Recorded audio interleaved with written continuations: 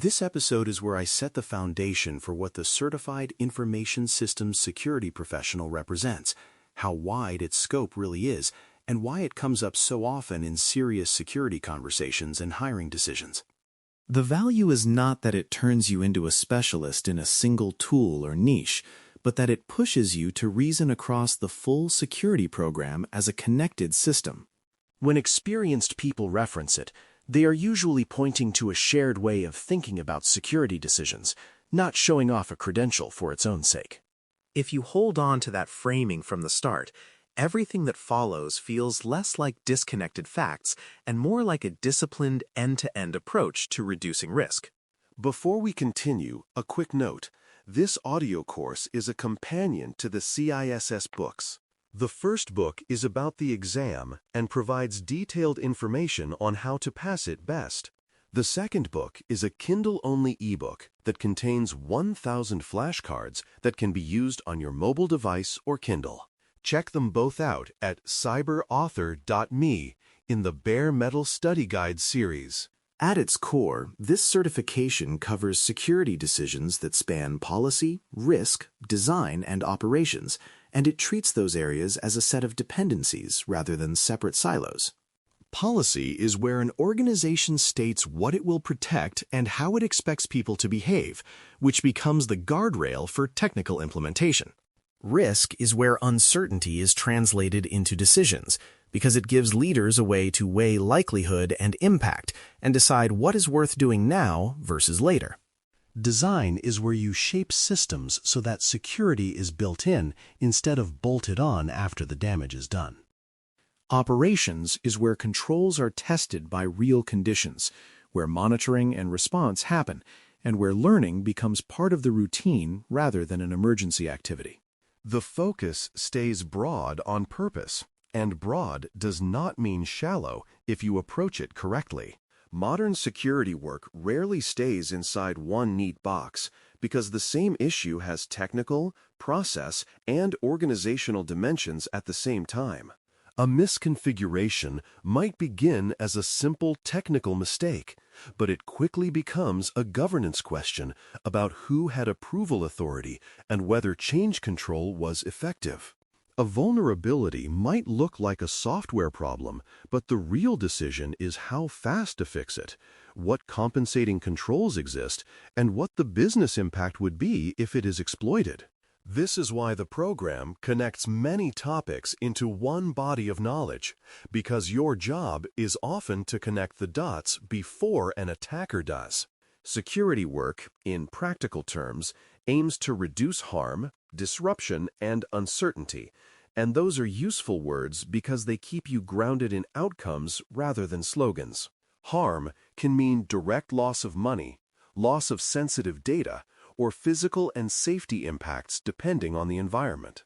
Disruption can mean outages, degraded performance, broken workflows, or delayed delivery that undermines business objectives.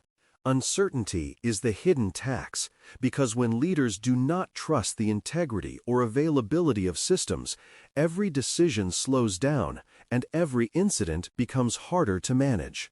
A mature security approach is not about chasing perfection, it is about consistently pushing those three pressures down in a way the organization can sustain. Real organizations, though, balance security goals against time, budget, and staffing. And ignoring those constraints is how security becomes theater. Time is not just a project schedule. It is the reality that threats move fast, businesses ship changes constantly, and delayed decisions compound risk. Budget is not a moral judgment. It is the resource boundary that forces prioritization, because not every control can be implemented everywhere at the highest possible level. Staffing is often the most limiting factor, because even the best tools require people to tune them, interpret signals, and act on findings. When you understand those constraints, you stop proposing idealized answers and start proposing workable security that can actually be carried forward month after month. That is where governance comes in, because governance sets direction through accountability, priorities, and decision rights. And without it, security tends to drift into reactive chaos. Accountability clarifies who owns outcomes, which matters because security failures often happen in the gaps between teams rather than inside a single team. Priorities make trade-offs explicit, so the organization is not pretending everything is critical while quietly ignoring half the work. Decision rights define who can accept risk, who can authorize exceptions, and who can require changes, which prevents endless debate when pressure is high. Good governance is not bureaucracy for its own sake. It is the mechanism that makes security decisions consistent, explainable, and aligned to organizational goals. Risk language is the connective tissue that links threats and weaknesses to business impact, and it is how you make security actionable for leaders who do not live in technical detail. A threat is the thing that could cause harm, whether that is an attacker, a mistake, or a failure event. A weakness is the condition that makes harm more likely or more severe, such as a missing control, a fragile process, or an exposed system. Business impact is what makes it real, because it turns security from an abstract danger into measurable consequences like revenue loss, regulatory exposure, operational downtime, or reputational damage. When you can speak clearly in that language, you can make decisions faster and defend them under scrutiny. Architecture is where many of the most important security outcomes are decided, because architecture choices influence exposure long before incidents actually occur. The way you segment networks, the way you handle trust boundaries, and the way you design data flows often determines whether an attacker's first foothold becomes a contained event or a full-scale breach. Choices about logging, identity integration, and encryption are architectural because they shape what is possible later, both for defense and for response. Even decisions that look like convenience, such as how services communicate or where credentials are stored, can become permanent risk multipliers.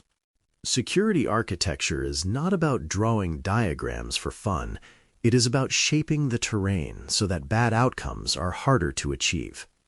Identity decisions determine who can act, approve, and access, and in many environments, identity is the control plane for everything else.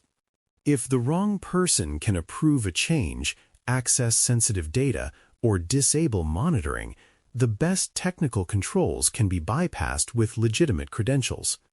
Identity is not only about who logs in, it is also about how privileges are granted, how roles are defined, and how access is reviewed over time as people and responsibilities change. Authentication is about proving a user or system is who it claims to be, while authorization is about what that identity is allowed to do after it is recognized. When identity governance is weak, breaches often look like normal activity until it is too late, because the attacker is operating inside trusted pathways. Operations is where plans become reality through monitoring, response, recovery, and learning, and this is where security proves whether it can function under pressure. Monitoring is the practice of turning system activity into signals that can be interpreted, and it requires careful thinking about what you collect and how you detect meaningful patterns. Response is the ability to act quickly and correctly when something goes wrong, which depends on preparation, roles, procedures, and clear decision authority. Recovery is about restoring trustworthy service, not just bringing systems back online, and it includes validating integrity and preventing recurrence. Learning is what separates mature programs from repeat offenders, because the organization must feed lessons back into governance, design, and risk decisions. Legal and compliance pressures also shape what acceptable risk means, because the organization's freedom to choose is constrained by laws, contracts, and regulatory expectations. Some requirements are explicit and prescriptive, such as obligations to protect certain types of personal or financial information and to report certain events. Other pressures are indirect, such as customer demands, industry standards, and the reputational consequences of being seen as careless with data or availability. These pressures can change the acceptable level of residual risk, even when the technical environment is the same, because the consequences of failure vary by context. A strong security leader understands that compliance is not identical to security, but also recognizes that compliance can impose non-negotiable boundaries on what risk can be tolerated. Communication is the skill that aligns technical findings with business action and urgency, and it is often the difference between a finding that gets fixed and a finding that sits around until it becomes an incident. Technical teams need clear, specific descriptions of what is wrong, what evidence supports it, and what good remediation looks like.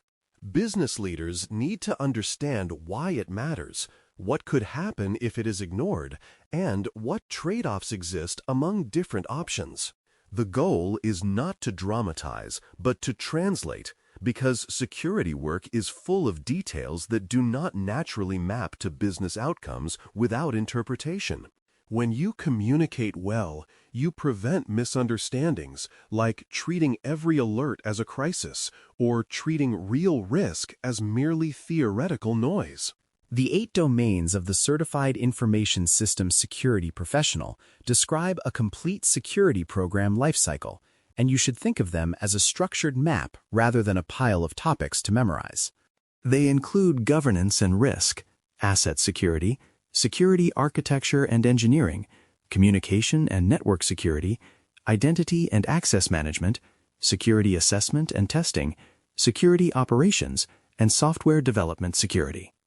Notice how that set spans from policy-level direction to hands-on operational execution, and then back into engineering disciplines that prevent repeat problems.